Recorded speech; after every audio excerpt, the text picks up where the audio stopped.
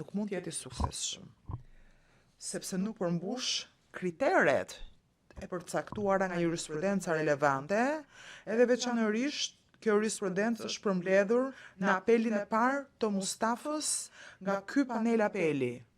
Më falni se po të citoj fjalët tuaja që ju vetë i keni thënë.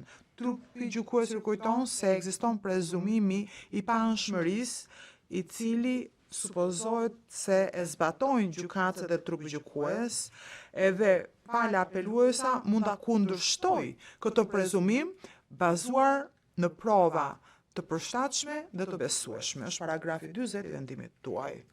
Pra, duhet të kemë prova të përshtatshme dhe të besueshme. Megjithatë, s'ka asnjë provë deri tani për të kundërshtuar dhe për të mbështetur pretendimin e tyre se trupi gjykues ka qenë i paanshëm. Më falni, ka qenë i anshëm. Tani, dua të flas për provat dhe të trajtoj disa nga kritikat konkrete që bëri mbrojtja dje. Edhe për këtë, unë dua të kemi parasysh kriterin që përcaktohet në nenin 46.5 të ligjit, që unë nuk do ta citoj, po thjesht dua që ta keni parasysh, po ashtu ju lutem keni parasysh paragrafin 24, më falni, të apelit të Mustafës. Të bëjmë një analizë të besueshmërisë të trupit gjykues. Po bazohem te pika 6a e dosjes së mbrojtjes lidhur me dëshmitarin numër 1. Në paragrafët 98 dhe 118 të aktgjykimit, trupi gjykues ka bërë një vlerësim shumë të hollësishëm të besueshmërisë të dëshmitarit numër 1. Është e rëndësishme të theksojmë se sa e vështirë ishte të bëhej një vlerësim i tillë, sepse duheshin marrë materiale të ndryshme shkresore dhe të analizoheshin këto materiale për të parë nëse dëshmitari numër 1 ishte një person i besueshëm. Paragrafin 101 u konstatua se natyra e dëshmisë së tij ishte e vështirë dhe mënyra e tij në fakt ai ishte koherent, dëshmia e tij kishte plot hollësi, edhe ata ngelën të habitur nga sjellja e tij, sepse ai ishte koherent gjatë gjithë dëshmisë së tij. Pra dhe përmbajtja, por dhe paraqitja e tij në sallën e gjyqit i la të befasuar gjykatësit. Këto janë përfundime të rëndësishme, sepse këto janë baza për një vlerësim pozitiv të besueshmërisë së këtij personi. Por ka dhe një shumëllojshmëri të tjera materialesh që pati trupi gjykues përpara dhe që mbështesnin dëshminë e dëshmitarit numër 1. Nuk është rëndësia ti lexoj të gjitha këto materiale, por shkurtimisht dua të përmend disa nga materialet kryesore përpara se të flas për kritikat e mbrojtjes. Paragrafi 102, ngjyrimi i dëshmisë së tij. Kujdesi, sa i kujdesshëm ishte ai që të mos e implikonte zotin Shala, kur tha se nuk e kujtohej me hollësi incidenti dhe nëse ka qenë i pranishëm apo jo zoti Shala. Paragrafi 103. Mbështetja, në fakti që dëshmia e tij u mbështet edhe nga dëshmitarë të tjerë, dhe kjo ishte e konsiderueshme edhe kështu me radhë. Ju lutem të kalojmë në seancë private në mënyrë që të trajtoj disa nga parashtrimet e dijshme. Kryegjykatësia, kalojmë në seancë private.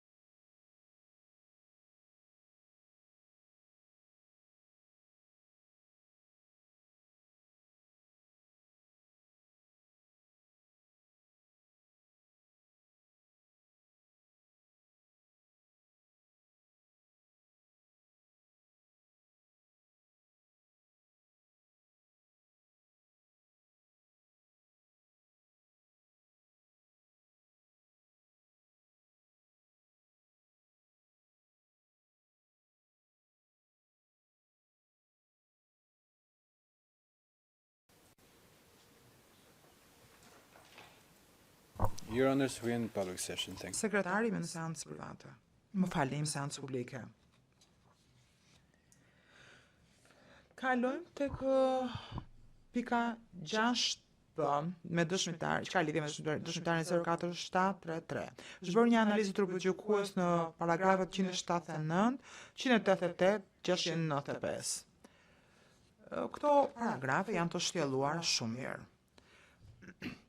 Pra asgjë nga gjërat që ka thënë dhe ka bërë mbrojtja, nuk e vën në dyshim analizën e trupit gjykues. Argumenti i tyre është se kur dëshmitarët e mbrojtjes rezultuan se kishin mos përputhje në dëshmitë e tyre, trupi gjykues i rrëzoi dhe në raste të tjera ata kanë pranuar dëshmitarët e prokurorisë pavarësisht se dhe ata kishin mos përputhje në dëshmitë e tyre. Edhe sipas tyre ka qenë një standard i dy fisht i zbatuar nga trupi gjykues.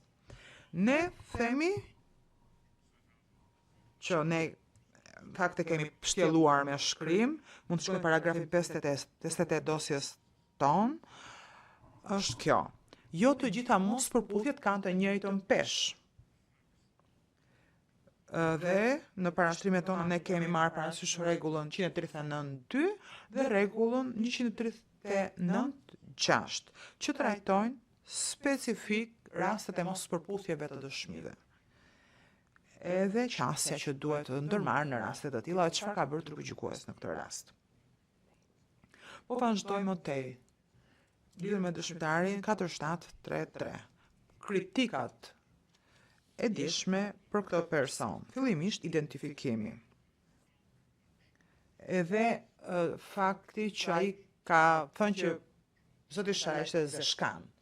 Edhe si u mbështet trupi gjykues në një fakt të tillë. Mbrojtja thot, kjo është krejt anormale.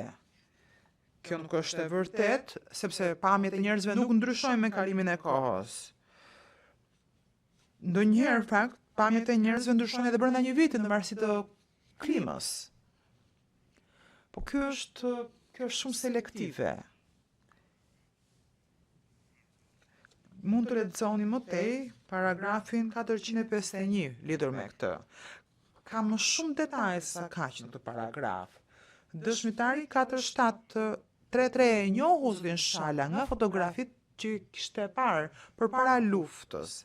Ai zoti Shala i kanë thirrur me emër antarët e tjerë të UÇK-s me nofkën Ujku. Pra Ujku, i kanë thirrur të tjerët. Dhe madje ai edhe u lërinte si ujk në praninë e dëshmitarit 4733. Pra, zoti Shala e pranuar vetë që kjo ishte një informat se ai përshëndeste njerëzit. On a similar theme, po ashtu, çështja e identifikimit të zotit Shala nga dëshmitarit 473 nëse e identifikoi siç duhet. Në faqen 26 të transkriptit të djeshëm, thuhet që dëshmitari numër 9 i prokurorisë tha po ashtu që ky personi që mendoi se ishte Pjetër Shala kishte ardhur nga Kroacia. Kjo është një shtrembërim faktesh. Ju lutem, shikoni transkriptin në faqen 1007. Do të shikoni po ta lexoni transkriptin se nuk është kaq e thjeshtë. Dëshmitari numër 9 tha se një person ka thënë se ai Shala ka ardhur nga Kroacia këtu. Një person ma tha këtë. Pra, dikush në fshatin e tij ja ka thënë këtë lidhur me zotin Shala dhe ku kishte qenë ai më përpara. Dhe dëshmitari e ndau këtë informacion me trupin gjykues kur i bën pyetje. Kjo mbas se s'mund merret fare për bazë. Edhe kjo nuk duhet të vërë në dyshim besueshmërinë e dëshmitarit numër 9. Në faqen 25 të transkriptit të djeshëm,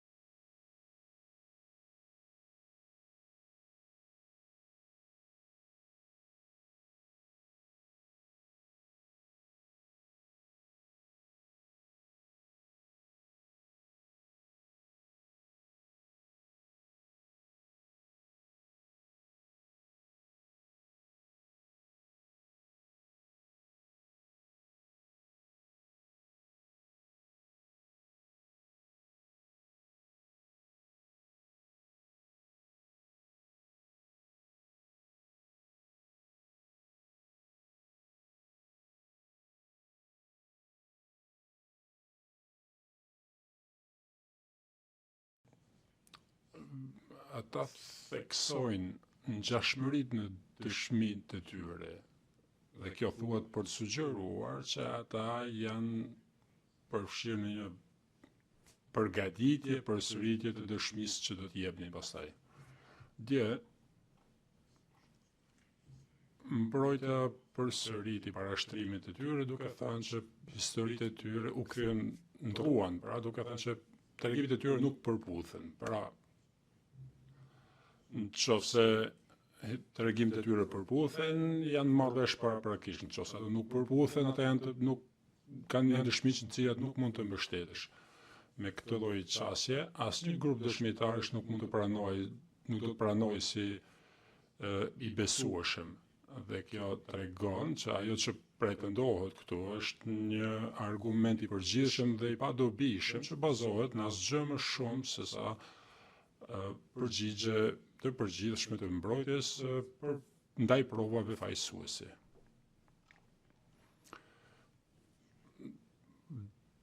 Pas dënimit të tij bazuar në për dëshmi të besueshme dhe të fuqishme, mbrojtja kërkon të minoj pra këtë dënim shpallje fajtor duke paraqitur anshmërinë e gjykatësve si arsye e këtij rezultati. Ajo që ata mund të thuan është gjykatësit kanë patur një preferencë të historisë apo të tregimit që është anshmëri për të arritur në konstatimet e tyre që janë në kundërshtim me provat. Me fjalë tjera, në sipas analizës tyre, Shala fillimisht është akuzuar në mënyrë të padrejtë dhe pastaj gjykuar në mënyrë të rreshme, pra të padrejtë.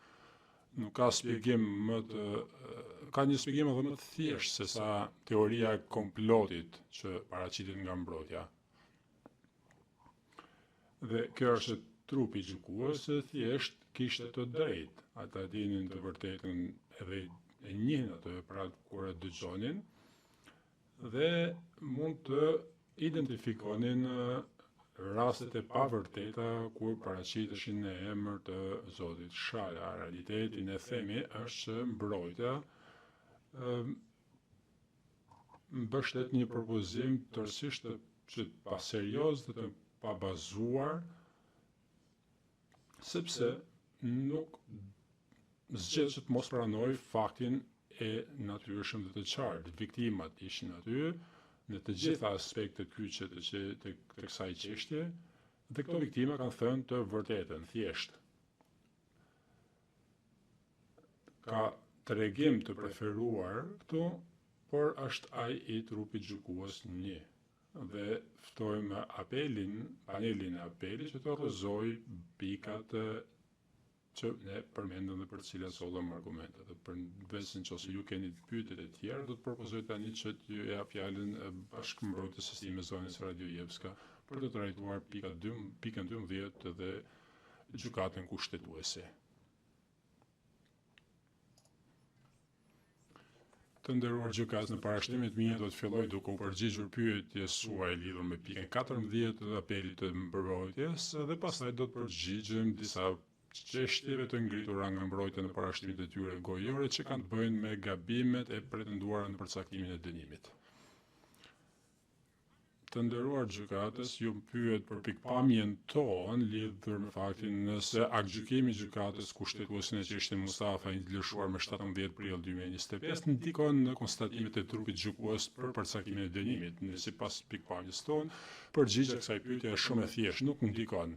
Kjo sepse konstatimet e trupit gjykues për përcaktimin e dënimit janë në përputhje me aktgjykimin e gjykatës kushtetuese.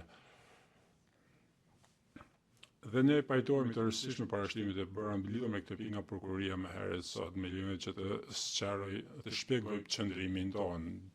Aktgjykimi i gjykatës kushtetuese në çështjen Mustafa ka dy nivele pasojash apo implikimesh. E para ka të bëjë me regjimin e përcaktimit të dënimit të zbatueshëm përpara dhomave të specializuara të Kosovës. Gjykata kushtetuese e ka bërë të qartë se do konstatoj vetëm konstatimet kyçe kryesore, se dhomat e specializuara konfirmojnë të drejtat dhe liritë themelore të garantuara në Kushtetutën e Kosovës, përfshirë dhe parimin e ligjit më të butë. Megjithatë, ato e bojnë këtë brenda kornizës ligjore autonome të dhomat e specializuara, pra të pavarur. Vetëm ligj që duhet të zbatohet në përcaktimin e dënimit nga dhomat e specializuara është ligji që është detyrues për dhomat e specializuara, dhe parimi i ligjit më të butë është zbatueshëm ndaj ligjeve që janë detyruese për dhomat e specializuara. Dhe paragrafi 42.2a dhe b i ligjit nuk mund të lexohet si detyrues për dhomat e specializuara për të zbatuar shkallën e dënimit të zbatuara në ligjet penale apo kodet e Kosovës, bashkëkohore apo të pasuese. Për rrjedhoi parimi i ligjit më të butë nuk zbatohet ndaj nenit 44.2a dhe b. Duke kur shihet akti gjykimi, në krahasim edhe duke pasur parasysh konstatimet e gjykatës kushtetuese, është e qartë që trupi gjykues ka identifikuar dhe interpretuar në mënyrë të duhur të saktë ligjin e zbatueshëm dhe ka përcaktuar regjimin e përcaktimit të dënimit. Trupi gjykues ka vlerësuar siç duhet se dënimi maksimal që mund të caktohej ishte burgimi i përjetshëm dhe ka identifikuar në mënyrë të saktë ligjet e zbatueshëm në Kosovë në kohën e kryerjes së krimeve dhe ligjet relevante pasuese apo kodet e miratuara në Kosovë. Pastaj ka konstatuar që në mënyrë të duhur që kërkohet që këto dënime të cilat parashihen në ligjet e Kosovës të merren parasysh, por nuk është i detyruar nga këto konsiderata apo këto vlerësime.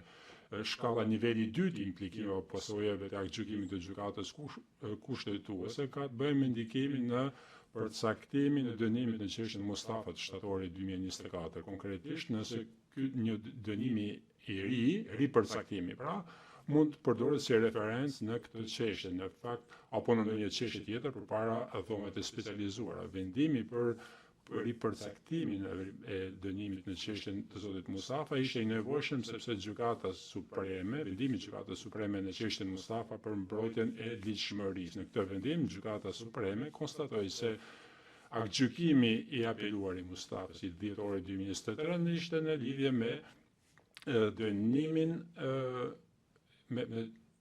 dënimin në shkeljen e ligjit penal.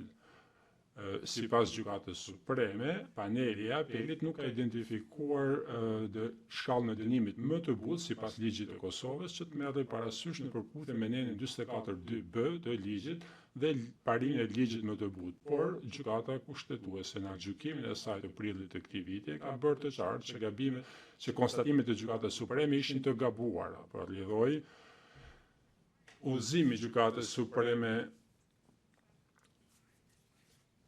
për panelin e apelit që kërkonte juve të ripërcaktoni dënimin e zotit Mustafa dhe të udhëhiqeshit nga ndër të tjera, ishte shkalla e përcaktimit të dënimit nga 5 në 25 vjet e parashikuar dhe parapar nga Kodi Penal i Kosovës 2019. Kjo ishte gabuar, pra sipas Gjykatës kushtetuese. Shkalla e cilën gabimi është pasqyruar, për të thënë në mënyrë matematike, për llogaritja e dënimit të dytë është e pamundur që të përcaktohet për ne. Është e paqartë pesha që i është dhënë këtij vlerësimi. Megjithatë, është e vështirë të shihet se si ripërcaktimi i dytë, pra i dënimit të Mustafës, ky vendim mund të shërbejë apo të përdoret si pikë vlefshme referimi. Ka marrë parasysh faktorin që nuk duhet të kishte marrë fajtor. Dënimi i përcaktuar ndaj zotit Mustafa në këtë vendim prej 15 vitesh burgim nuk mund të përdoret si mbështetje si pika referencë në dhomat e specializuara. Përndryshe, interpretimi i gabuar i Gjykatës Supreme, interpretimi i ligjit i gabuar mund të vazhdojë edhe me të dhe të përsëritet. Dhe përfundimisht, të nderuar gjykatës, konstatimet e Gjykatës kushtetuese e bëjnë të qartë që aktgjykimi i apelit i 10 dhjetor 2023 ka interpretuar në mënyrë të duhur dhe të saktë zbatuar ligjin e zbatueshëm lidhur me përcaktimin e dënimit dhe trupi gjykues në çështjen Sharek ka me të drejtë ka ndjekur aktgjykimin e apelit Qeshës Mustafa në vitin 2023. Tani do të përgjigjem parashkrimeve gojore të mbrojtjes nga dje, të paraqitura dje. Së pari do të trajtoj parashtrimin e mbrojtjes që ka të bëjë me një shtat të Gjykatës Evropiane për Drejtat e Njeriut. Mbrojtja argumenton se së pari trupi gjykues nuk zbatoi, siç do të kishte bërë shkallën e dënimit bashkëkohor, dhe që kjo përbën të shkelje apo të cënim të drejtës së zotit Shala sipas një shtatë të konventës. Kjo gjendet në faqen 47 rreshti 22 dhe në faqen 47 rreshti 1 i transkriptit të djeshëm. Mbrojtja më tej zhvillon argumentet e saj lidhur me një shtatë dhe sugjeron se, po citoj, po të marrim parasysh shkallën e dënimit të vitit 1999, që kjo shkallë nuk është detyruese, atëherë bëhet gabim edhe më themelor kur vlerësohet se nuk ka patur ligj që parashitë një dënim për krimet për të cilat zoti Shala është dënuar në kohën e kryerjes së tyre, dhe kjo gjendet në faqen 47 para rreshti 9-12 i transkriptit të djeshëm. Dhe që të shtoj diçka përgjigjes së prokurisë lidhur me këtë pikë, të nderuar gjykatës,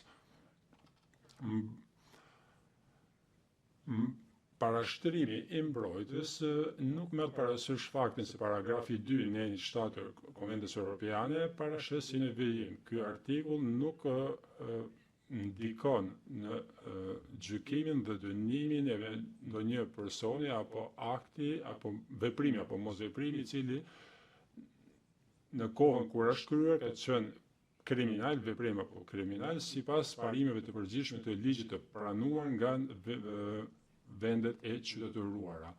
Ne nuk mund të mohojmë ekzistencën e kësaj dispozite dhe nuk mund të mohojmë që zoti Shala është dënuar, është shpallur fajtor dhe dënuar mbi bazën e kodit penal të ish Jugosllavisë të vitit 1976. Zoti Shala është dënuar mbi bazën e nenit 14 paragrafi 1.c e ligjit, e cila përcakton krimet e luftës sipas ligjit ndërkombëtar zakonor dhe është dënuar sipas ligjit 44.1.2.5 të ligjit. E rëndësishme është të theksohet neni 24.2c i ligjit i referohet në mënyrë konkrete paragrafit të 2 të nenit 7 të konventës. Aty thuhet se dhomat e specializuara duhet të marrin parasysh shkallën e dënimit për çdo veprim apo mos veprim që ka qenë kriminale sipas parimeve të përgjithshme të ligjit të pranuara nga vendet e qytetëruara. Kjo do të cënohej nga marrja parasysh e shkallës së dënimit shkalla e dënimit në fuqinë në kohën në bashkëkohore apo vijuese. Të nderuar gjykatës, mbrojtja është e gabuar kur sugjeron që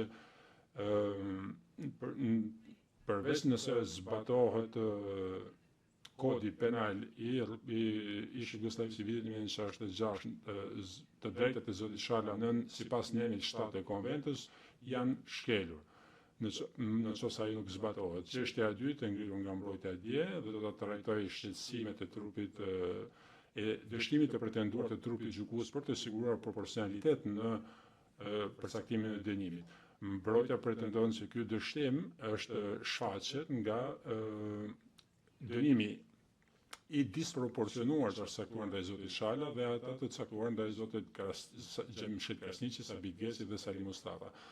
Sa i takon dënimit të caktuar ndaj zotit Mustafa, ne vlerësojmë se vendimi i dytë për dënimin nuk duhet të jetë pika reference për trupin gjykues për arsyet që thash më herët, sa i takon çështjes disproporcionit të pretenduar për sa i takon dënimit të caktuar ndaj zotit Shala dhe atyre të vendosur ndaj zotit Gjemshit Krasniqi, Sabit Geci, ne parashtrojmë se krahasimi i bërë nga mbrojtja është me defekt dhe i gabuar dhe ka çuar mbrojtjen në përfundime të gabuara.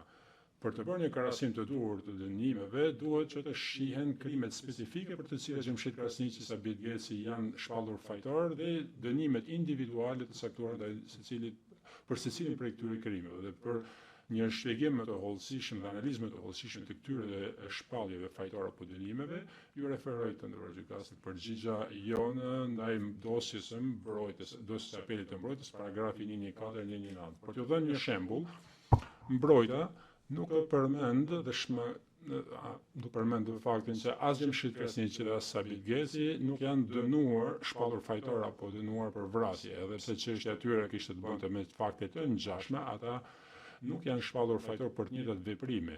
Një analizë e duhur e dënimeve individuale të caktuara nga Sabit Gezi dhe Gjemshid Krasniqi për secilin prej pikave të akuzave për cilat janë shpallur fajtor e bën të qartë edhe të pamundur që të arrihet në përfundimin që dënimi i zotit Shalës është në mënyrë të parasyeshme i disproporcionuar, kapricioz dhe i tepërt. Ndërkohë gjykatës me këtë për të përfunduar, ne qëndrojmë pranë parashtrimet tona të bëra në përgjigjen e mbrojtësit të viktimave dhe ju kërkojmë që të konfirmoni shpalljen fajtor dhe dënimin e caktuar nga zoti Shala nga trupi i gjykues.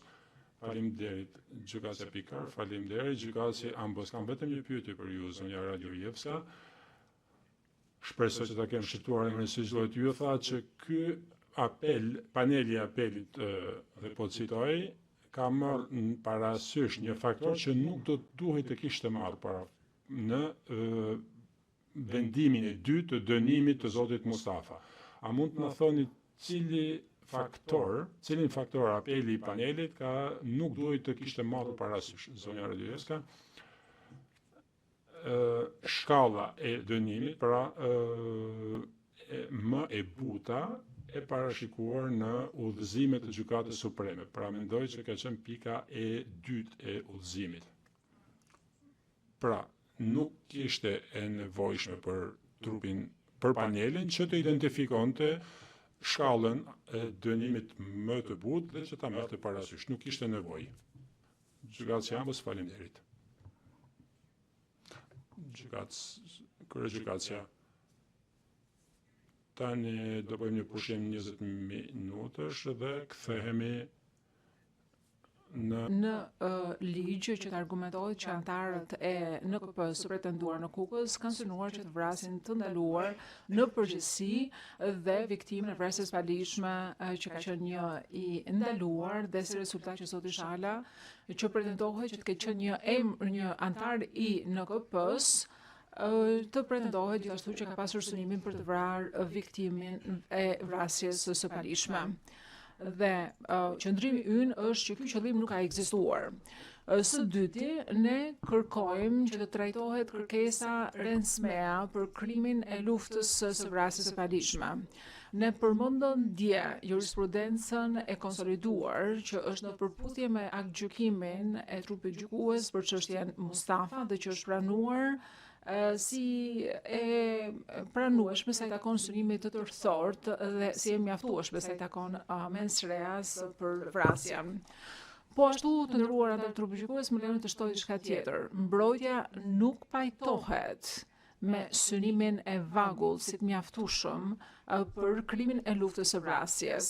Pranimi i një synimi të tillë të vagullt si mjaftueshëm është një mjet juridik dhe në fakt e njëjta gjë vlen edhe për formën e përgjegjësisë penale në NKP, ndërkohë që kombinimi të dyave në këtë çështje gjyqësore i bën të mundur prokurorisë që të bëjë një akrobaci të tillë mendore dhe kjo nuk është e drejtë dhe nuk duhet të pranohet. Ky është parashtrimi ynë. Jo vetëm kaq, por çështja e prokurorisë dhe prova qëndrimi i prokurorisë që u theksuan dje dhe sot, sipas së cilit Shala kishte synimin e drejtë për të vrarë, nuk qëndron. Po ashtu sa i takon formës së përgjegjësisë penale për dënimin për vrasjen, domethënë përkatësisht për formën e parë për NKP-n, kërkon shfaqjen e synimit të drejtë për drejtë. Sikurse u tha, qëndrimi për sa i takon pyetjeve të apelit, në qoftë se konstatimi për sa i takon synimit të Shalës për të vrarë viktimën e ndalimit, sipas nesh, pra është diçka që nuk përkon me qëndrimin e prokurorisë. ne mendojmë që kjo në vetvete është mjaftueshëm për të tjetërsuar konstatimin e diskutueshëm të trupit gjykues që shala ka synuar që të vrasë viktimën e vdekjes së padijshme më 4 qershor. Po ashtu, trupi gjykues ka konstatuar që zoti Shala ka pasur synim për të vrarë më datën 20 maj ose rreth asaj date për shkak të nivelit të dhunës që është ushtruar mbi të ndaluarit. Megjithatë, nuk ka pasur vrasje të padijshme në atë datë. Është po ashtu e nevojshme që të ketë një koincidencë të aktit të mens reas dhe të actus reas, dhe prokuroria duhet të tregojë që actus reas dhe mens reas ka ndodhur në të njëjtën datë. Por trupi gjykues po ashtu ka konstatuar se zoti Shala ka pasur synimin për të vrarë për shkak të deklaratës që janë lidhur me to, siç e ka bërë ai, sipas të cilit zoti Shala i ka thënë një tjetër të ndaluari, jo viktimës që ka vdekur, por në një datë tjetër të ndryshme nga data për cilën bëhet fjalë, pra kur ka vdekur viktima, në fjalë që ai do ta vriste atë.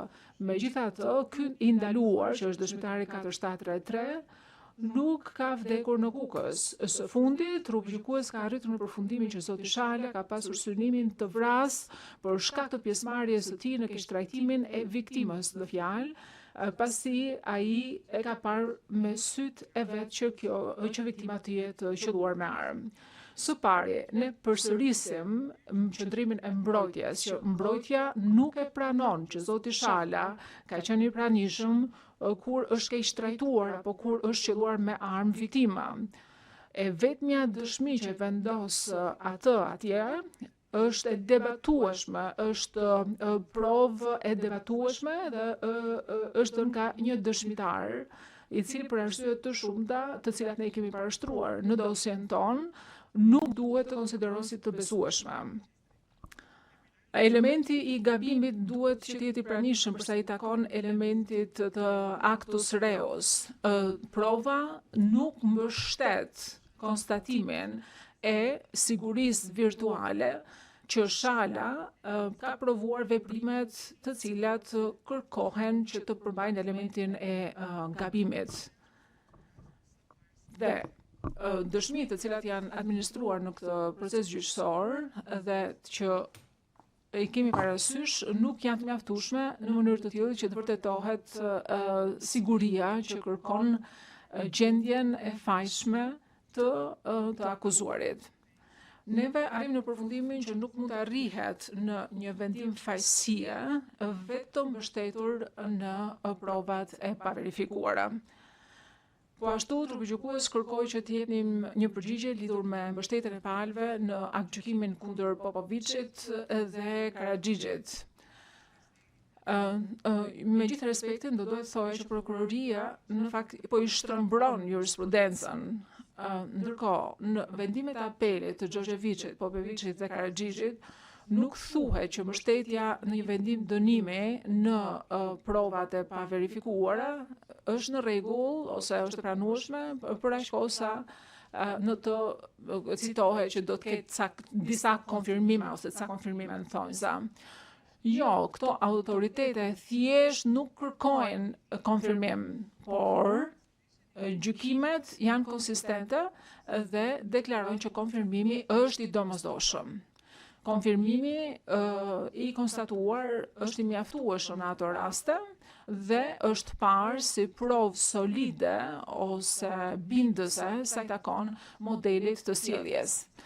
Tani duhet të sjell në vëmendje trupit të panelit paragrafët 457 e 458 të dhomave të apelit në çështjen Karaxhixh.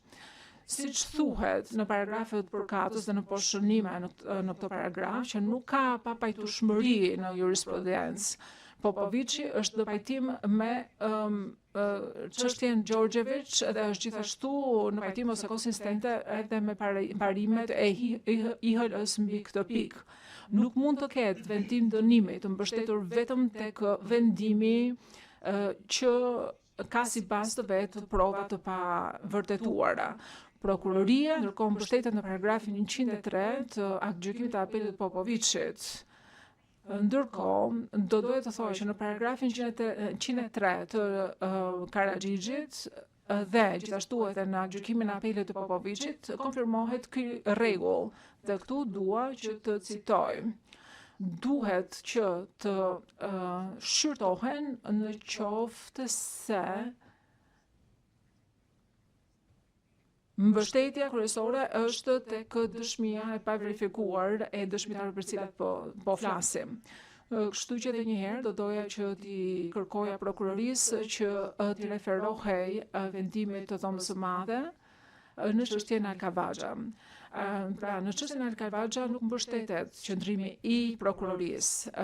Paneli mund ta konfirmoj këtë kur të lexoj mbështetjen që i është bërë nga dhoma e madhe, garancive që ekzistojnë në drejtën e Mbretërisë së Bashkuar sa i takon mbështetshmërisë tek provat e pavërtetuara ose pa verifikuara. I referoj gjithashtu paragrafin 156 të dhomës së madhe të këtij vendimi dhe nga ana tjetër do dua që sjell vëmendjen tuaj te garancitë që ekzistojnë.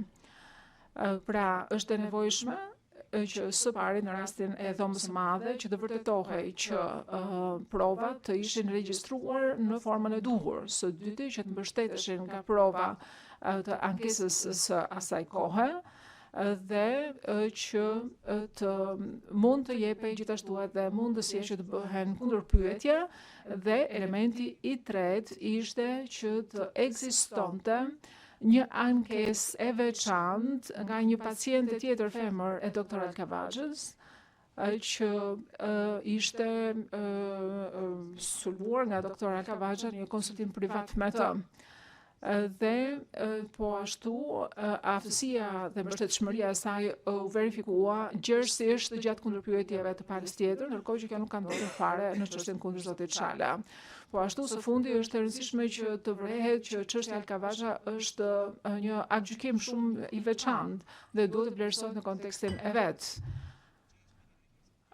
Pra, ka ndjekur gjithashtu edhe aktgjykimin e Gjykatës Supreme të Mbretërisë së Bashkuar në një çështje tjetër. Followed. Edhe një herë. Alkavaxha ka ndjekur aktgjykimin e Gjykatës së Lartë të Mbretërisë së Bashkuar në një çështje tjetër që quhet Horn dhe që është mbështetur në jurisprudencën e Strasburgut. Dua të shtoj gjithashtu që aktgjykimi i apelit të Karaxhixhit është lëshuar pasi është lëshuar aktgjykimi i apelit për Alkavaxhën. Dy opinionet janë të lidhura me aktgjykimin e apelit dhe tregojnë që ka pasur një diskutim të gjerë të gjatë lidhur me këtë pikë. Është e rëndësishme të vërehet që dhoma e apelit në çështjen Karaxhix pas Alkavaxhës ka zbatuar në mënyrë të padiskutueshme rregullin që ndalon dënimet mbështetur vetëm dhe në mënyrë vendimtare tek provat e paverifikuara. Ky është parashtimi ynë të nderuar gjykatës. Tani dua që të them dy fjalë lidhur me pyetjen që ka të bëjë me provat shtesë që kanë të bëjnë me shqetësimet e sigurisë. Shkurtimisht, përveç asaj që tham dje dhe sot, ne dëshirojmë që të themi këtë, që spionët nuk është e nevojshme që të jenë luftëtar. Spionët nuk tendojnë që të jenë dukshëm ose haptazi antar të anës tjetër. Nuk është e thënë që spionët jenë afër frontit, spionët nuk i shmangin kampet e refugjatëve, por shpeshherë mund të jenë pjesë atyre dhe qëllimisht e bëjnë këtë gjë. Parashtrimi ynë është që në këtë aspekt kjo nuk përkon me realitetet e konfliktit paramatosur. Në parashtrimin tonë ne themi që dëshmitë që vijnë nga të ndaluarit që janë pyetur në mënyrë, pra duhet që të trajtohen me kujdes, pra çfarë ato kanë thënë do duhet të vlerësohen me kujdes. Sikurse e thashë pak më herët, në procedura penale ndërkombëtare, zorse ekzistojnë rregulla që ndalojnë pranimin e provave. Fakti që dëshmia e dëshmitarëve është e pranueshme si provë gjyqësore dhe që nuk mund të merret në konsiderat mbi cilën mbështetet prokuroria është befasuese. Megjithatë, është e drejtë të thuhet që dëshmitë të tilla do duhet të merren me kujdes parasysh. E njëjta vlen edhe për dëshmitë anëtarë të familjes. Ne po flasim për pretendime që disa individ ishin spion. Përgjigjet e prokurorisë se dëshime të tilla ishin të parasyshme ndërmjet arsyeve të tjera për shkak të arsyes që anëtarët e familjes të individëve të tillë kanë mohuar që individët të tillë kanë qenë spion. Megjithatë, me gjithë respektin të nderuar gjykatës, anëtarët e familjes, si mendoni ju, do të kishin pranuar ndonjëherë që të dashurit e tyre ishin spion? Tani le të kalojmë tek dëshmitë e pavarura të cilat nuk vijnë nga të ndaluarit. Përveç pashtrimeve që kemi bërë në lidhur me këtë pikë, të cilat ja bë me dje, dëshirojmë që të themi diçka lidhur me dëshmitarin 10 që ka deklaruar në dëshmi përpara trupit gjykues që komandantët në Kukës, dhe këtu citoj, kanë hetuar raste atje. Dhe citoj përsëri që ata kanë bërë punë hetuese ose hetimore në qoftë se dikush ishte dyshuar që ishte dërguar nga Serbia për të mbledhur informacion. Dhe këtu mbyllet citimi. Antarët të panelit duhet të them që këtë e ka marrë nga transkripti i datës 1 maj 2023 në faqet 1051-1052 dhe më pas në faqen 1067. Ku në faqen e fundit besoj dëshmitari ka deklaruar që të ndaluarit janë mbajtur në dhomësi të dyshuar për të verifikuar në qoftë se Serbia kishte dërguar dikë për të mbledhur informacion ose informacion të përgjithshëm ose informacion inteligjent. Mbase edhe një pikë tjetër të vogël do doja të sqaroja.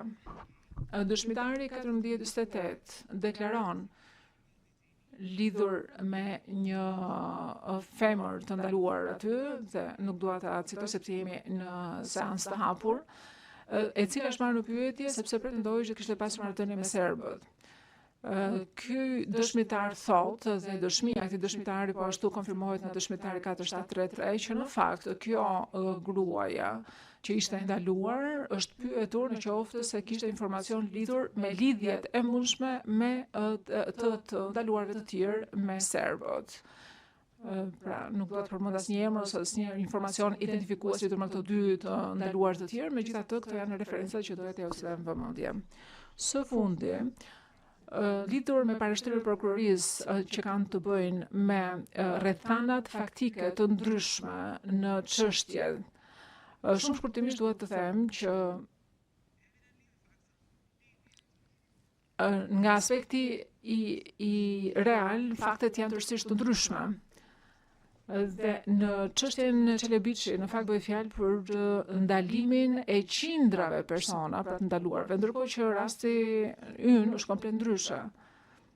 Pra, në rastin e Çelebiçit bëhet fjalë për qindra të ndaluar dhe që ishin të dyshuar që përbonin probleme sigurie. Dhe ky është një faktor që tregon që ka pasur pretendime konkrete. Ky është parashtrimi ynë. Ne jemi të lumtur që prokuroria e ka marrë parashtrimin ton me seriozitet, pra përkatësisht që paneli duhet të kishte konsideruar kohëzgjatjen e ndalimit. Dhe është kënaqësi që dëgjojmë të prej prokurorisë, sepse pa diskutim që është e rëndësishme që të ketë marrë parasysh edhe kohëzgjatja e ndalimit. Këto janë aspekte që duhet të ishin marrë parasysh, pavarësisht që ata nuk janë marrë. Pra, të nderuar gjykatës, ju duhet i merrni parasysh këto, sepse aspekte të tilla ne parashtrojmë që do të ishte mirë që të trajtoheshin në një rigjykim ose një gjykim të ri, dhe që zbatohet dhe që bën zbatimin korrekt të ligjit për ndalimin arbitrar në konfliktin ndërkombëtar. Së fundi, sa i takon asaj çfarë tha sot për dënimin nga prokuroria. Paragrafi i 2 i nenit 7 ose pretendimet që krimet dhe format e përgjegjësisë penale për cilat është dënuar zoti Shala janë pjesë e drejtës zakonore ndërkombëtare, nuk ndryshojnë faktin që ja kemi bërë me dije dhe të cilat e kemi reflektuar gjithashtu edhe në dosjen e apelit. E kam konkretisht fjalën për paragrafet 256 dhe 260 të dosjes së apelit. Është e nevojshme që të ketë një dënim që ka qenë e aksesueshme, e qasshme dhe parashikueshme në kohën që është kryer vepra që është shkruar në një vepër. Kjo është e para. Dhe së dyti, dënimi, sikur se është njohur nga trupi gjykues, duhet që të jetë brenda gamës së viteve dënimit të parashikuara me ligj 5 deri në 15 vjet dhe jo aq sa ka thënë trupi gjykues, pra 18 vjet. Të nderuar gjykatës, qëndrimi ynë është që kjo është një shkelje e qartë e Nenit 7. Faleminderit për vëmendjen. Ms. Cariolo, I have one follow-up question. Gjykatësi, kam një pyetje për ju, zonja Cariolo, për NKP1-shin. Po të prezumojmë që këtu kemi një rastin e NKP1-shit duke përfshirë këtu dhe vrasjen, siç është konfirmuar nga trupi gjykues në gjykim. A nuk do ishte atëherë e mjaftueshme në qoftë se një antar i kësaj NKP-ja, pra NKP1-shit, si i akuzuari, të ketë pasur qëllimin e përbashkët përfshirë këtu vrasjen për ta ndaluar këtë person për vrasjen. Do të na mendoni që është e drejtë që i akuzuari të dënohet për NKP1 dhe për synimin e përbashkët si pjesë e NKP1-shit. Can I quickly confer? Më jepni një çast për të konsultuar, lutem.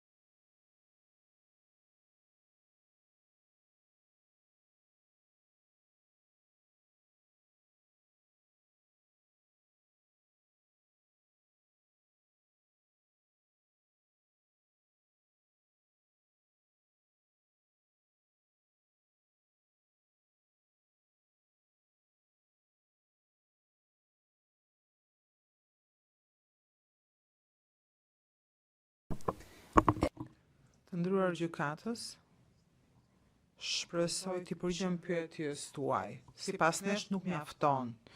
Duhet ketë synim të qartë për të vrarë viktimën në fjalë nga i pandehuri konkret. Për ne duhet ketë synim të qartë. Gjykatësi, faleminderit. Thank you. Faleminderit. Atëherë pika e fundit në rendin e ditës për seancën e sotme është vetë deklarata e zotit Shala. Zoti Shala, fjala është për ju. Keni 10 minuta dhe po rikujtoj çfarë thash dhe dje. Ju lutem mos nxirrni informacione konfidenciale gjatë deklaratës tuaj. Në qoftë se keni ndonjë informacion konfidencial, na thoni që kalojmë në seancë private. Zoti Shala, fjala është për ju. Të nderuar gjyqtar, rini pa marak se nuk do merrem me ato se i kanë marrë avokat të mimet me ta, sa i përket informacioneve.